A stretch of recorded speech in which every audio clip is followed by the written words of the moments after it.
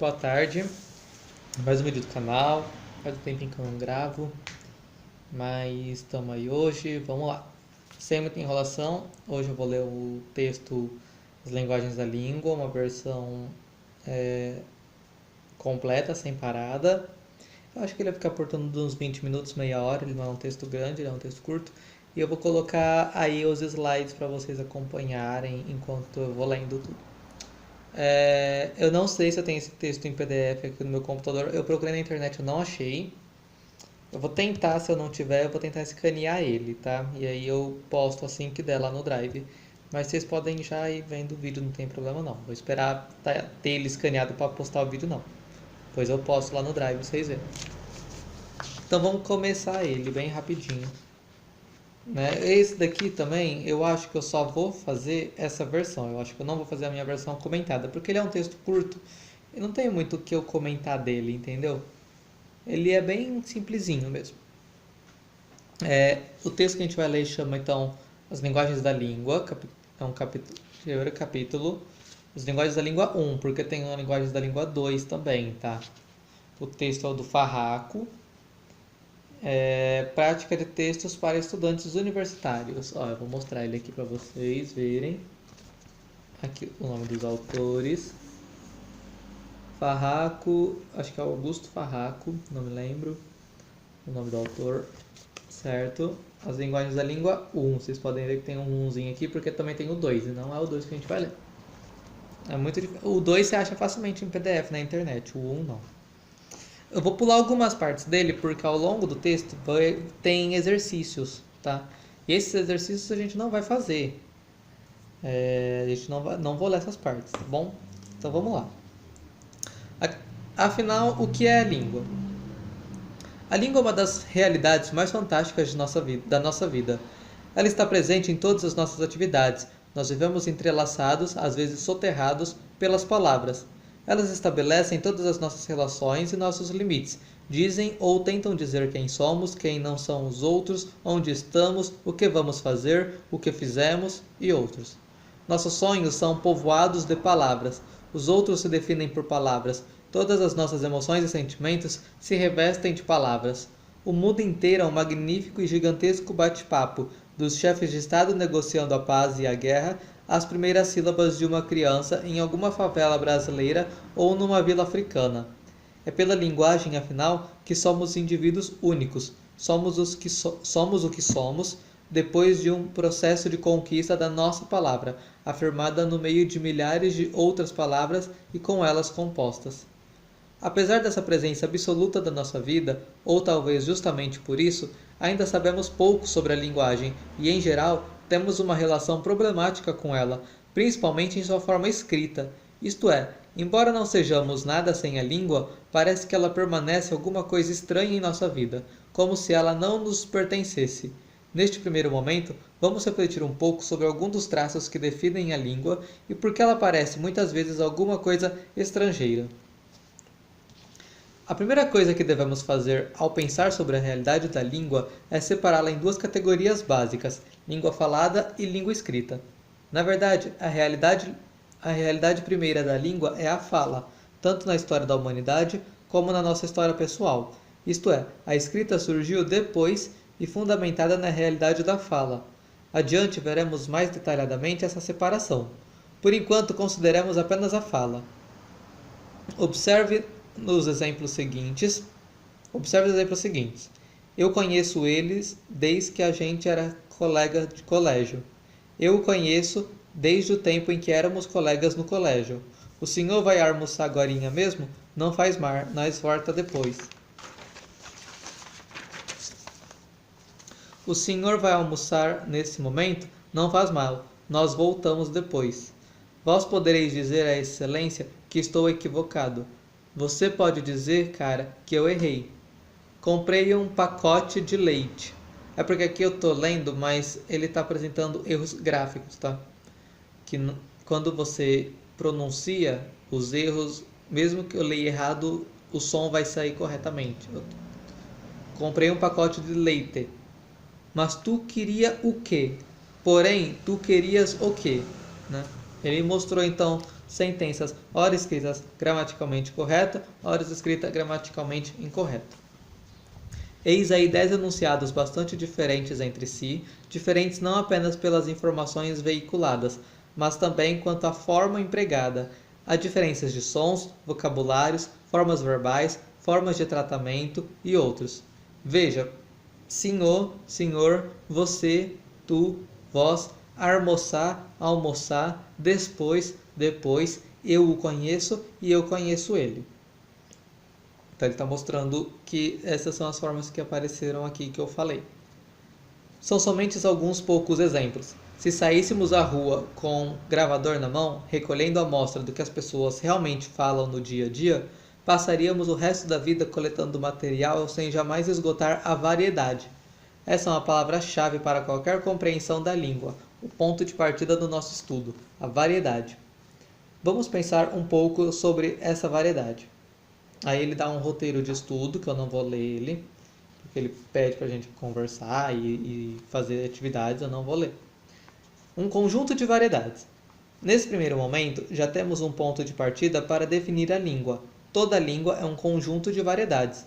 Em geral, pela própria orientação tradicional da escola e do ensino da escrita, temos uma tendência a imaginar a realidade da língua como alguma coisa homogênea, fixa, profundamente uniforme.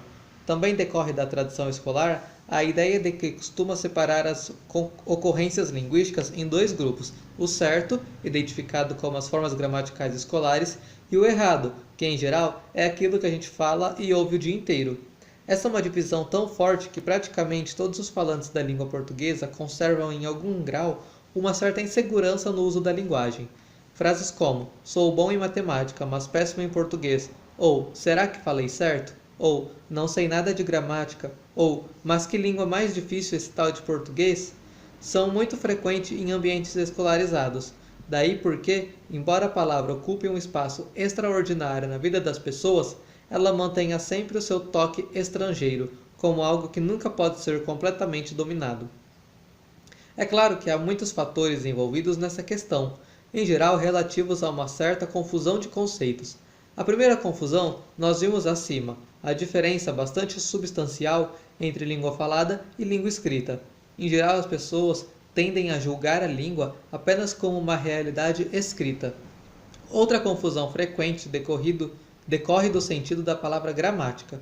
As pessoas normalmente entendem gramática apenas como o livro que contém as regras certas da língua. E depois a gente vai ver que tem uma outra visão de gramática mais para frente. Por enquanto ele vai se manter, e acho que é a parte principal do texto mesmo, na questão da diversidade. Esse texto eu estou lendo ele porque depois a gente vai entrar nesse assunto diversidade e... Diversidade não, ó. Variedade. As variedades a gente vai abordar elas de uma forma muito mais específica, cada uma delas. Por isso que eu estou lendo esse texto como uma introdução para a gente começar depois a falar disso. Tudo isso, então agora a gente vai para a parte diversidade linguística. Tudo isso será visto em detalhe ao longo do livro. Não vai não, que a gente não vai ler o livro inteiro. Por enquanto, vamos esquecer momentaneamente os conceitos de certo e errado, a noção de gramática e os fatos da língua escrita, e vamos nos concentrar na imensa diversidade linguística da oralidade, isto é, vamos prestar atenção, sem preconceitos ou julgamentos prévios, na língua real que vivemos todos os dias. Nós já percebemos que a língua é um imenso conjunto de variedades. Tecnicamente, podemos dividir essas variedades em 4 tipos básicos. Então nós temos diferenças sintáticas, aquelas que decorrem da ordem das palavras na fala. Por exemplo, ele me disse versus ele disse-me. Ou ainda de diferentes modos de realizar a concordância verbal. Por exemplo, tu querias versus tu queria, ou nós estávamos versus nós estava. Tem também as diferenças morfológicas, aquelas que decorrem da forma da palavra, tomada individualmente, como por exemplo, vamos e vamo. Diferenças lexicais, isto é, diferentes nomes para o mesmo objeto. Exemplo, pandorga ou pipa ou raia ou papagaio. São tudo a mesma coisa. Desculpa. Diferenças fonéticas, isto é, pronúncias diferentes da mesma unidade sonora sem distinção de significado. Por exemplo, porta com R aspirado, quer dizer, então porta com R aspirado e porta com R caipira. E que fatores determinam essa variedade? Isso é, porque as pessoas falam mais ou menos diferente uma das outras? Considerando apenas os exemplos acima, podemos enumerar algumas razões. Vejam elas. Então a gente tem a região do falante. Esse aspecto talvez seja o mais imediatamente compreensível de todos. Isto é, cada região do país tem um conjunto mais ou menos homogêneo de características fonéticas, um sotaque próprio que dá traços distintos ao falante nativo, um sotaque que, em geral, passa a ser a sua marca mesmo quando ele não vive mais na sua região de origem. A região determina mais diretamente a pronúncia, como por exemplo leite e leite, mas também pode diferenciar pelo vocabulário, como mandioca da macaxeira, e pela sintaxe, como diga-me em Portugal e me diga no Brasil. Ou me diz, né? Ainda também a gente usa muito me diz aí. B. O nível social do falante, sua escolaridade e sua relação com a escrita. Esse é um outro aspecto fundamental na distinção das variedades e, em geral, independe dos sotaques regionais. Aqui as distinções tocam diretamente algumas formas da língua produzidas pela escola e sustentadas na escrita, como alguns pontos de concordância verbal, por exemplo, nós vamos e nós vai. Emprego de alguns termos estigmatizados, como por exemplo, menas e menos, né? Ou ainda o vocabulário mais ou menos literário e outros fatores. Então, aqui ele quer dizer que o nível social do falante, o seu grau de escolaridade e o tanto que ele usa ou não a língua, o tanto que ele desenvolve, vamos assim dizer, a sua escrita, interfere. A situação da fala, isto é, todo o conjunto das circunstâncias que cercam o momento denunciado. O mesmo falante empregará variedades diferentes da linguagem dependendo de onde ele está. Se ele está numa sala de aula, se ele está num campo de futebol, se ele está em casa. Também varia dependendo da pessoa ou as pessoas com quem ele está falando. Por exemplo, o seu chefe, a sua mãe, um assaltante, o vizinho, um desconhecido no ponto de ônibus. Varia também de acordo com a sua intenção ao falar. Pode ser para dar uma ordem, convencer alguém, fazer um pedido, recusar um pedido, pedir alguém em casamento, contar uma mentira. Também varia conforme a situação específica, um incêndio, um entardecer à beira do mar, com pressa, atravessando uma porta e outras possibilidades que aqui são virtualmente infinitas. Então, apesar dessa imensa variedade, parece que, de uma forma ou de outra, todos ou quase todos costumamos nos entender razoavelmente, pelo menos em situações básicas da comunicação. Há ainda um outro fato bem interessante. Em geral, as variedades linguísticas são capazes de intercomunicação, isto é, grande parte das variedades conversam entre si.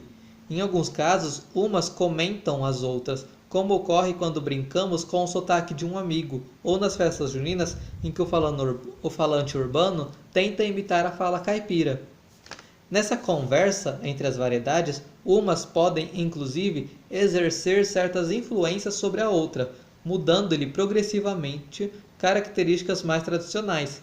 As pesquisas linguísticas têm mostrado que formas típicas das variedades menos prestigiadas socialmente estão entrando na língua padrão.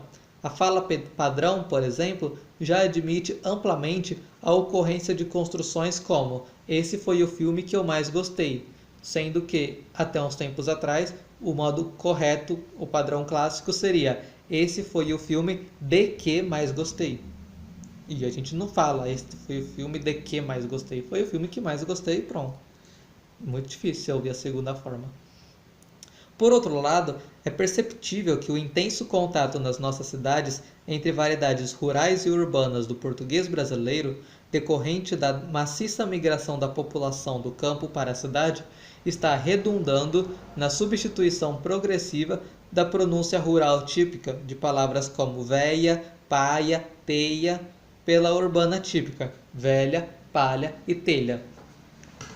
Agora a gente vai para variedade e valor. Mais ainda que isso, as variedades mantêm uma relação de valor umas com as outras.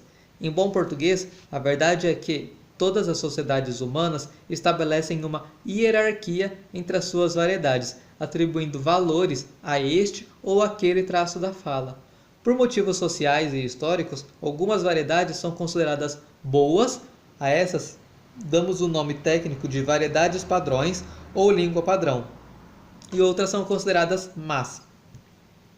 Quando alguém nos diz algo, nós não apenas interpretamos as informações que nos são passadas pelas palavras em si, mas também o próprio falante, e costumamos avaliar também rapidamente toda a situação em que a fala ocorre.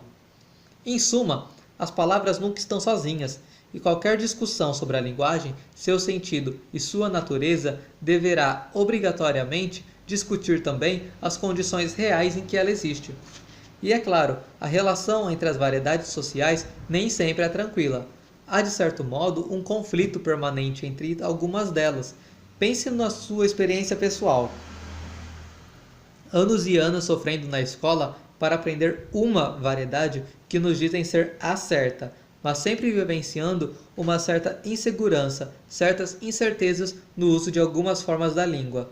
Como resolver essa questão? Enquanto pensamos na resposta, vamos aprofundar ainda mais a definição de língua a partir de suas variedades, enfrentando agora outra fonte de confusão, o conceito de gramática. Então aqui a gente vai para outra parte, que é variedade e gramática. Ele vai pedir para a gente fazer alguns exercícios, que a gente não vai fazer, tá? Vamos lá. Eu vou continuar aqui após os exercícios.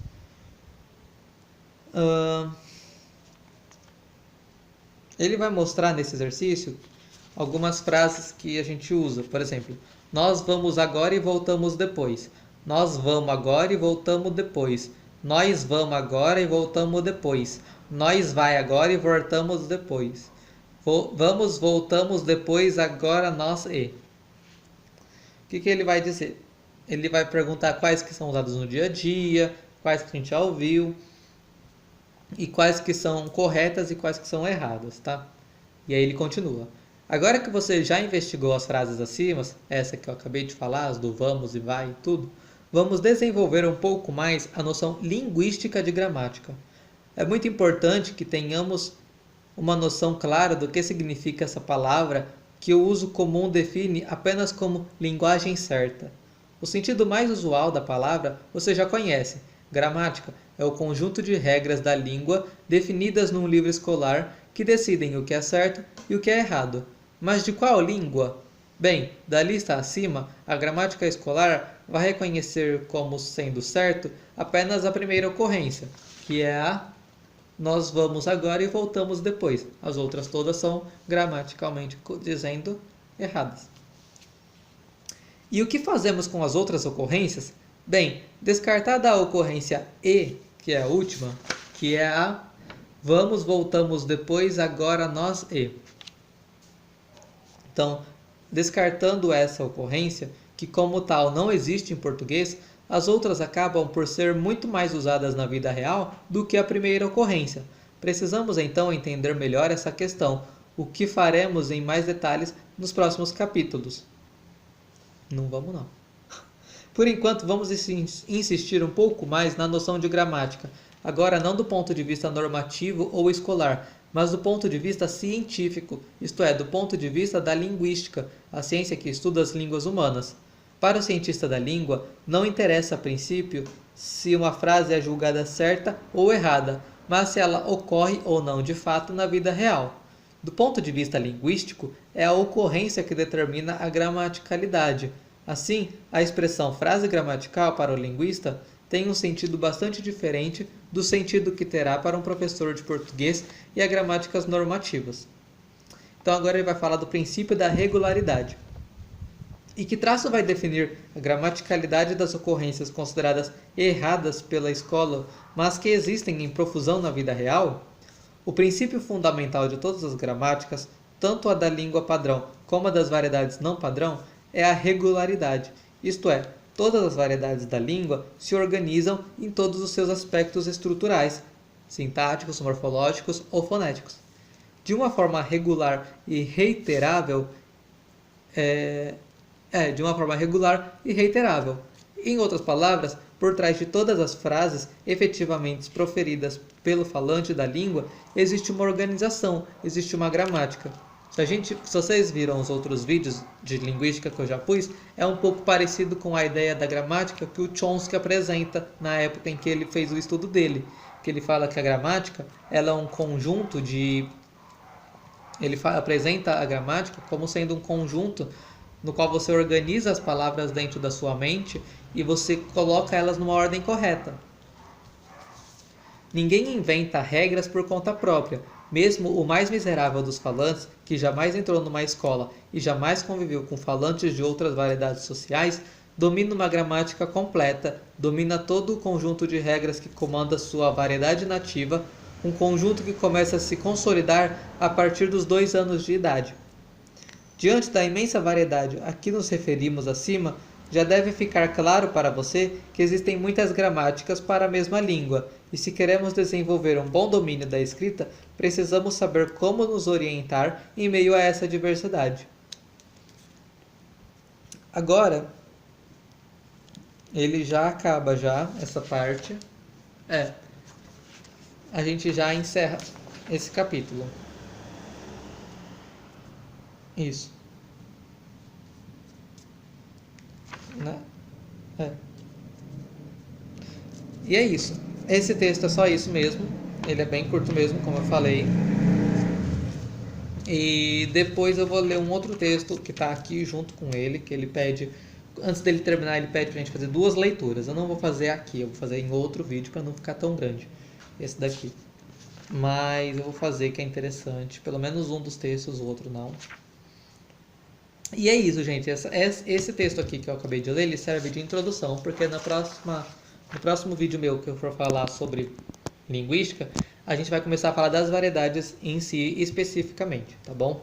Eu queria passar esses 2 primeiros vídeos que eu pus desde quando eu criei o canal até agora com uma introdução para vocês entenderem o que é língua, o que é linguagem, o que é fala, o que é gramática, o que é escrita, o que é oral, né?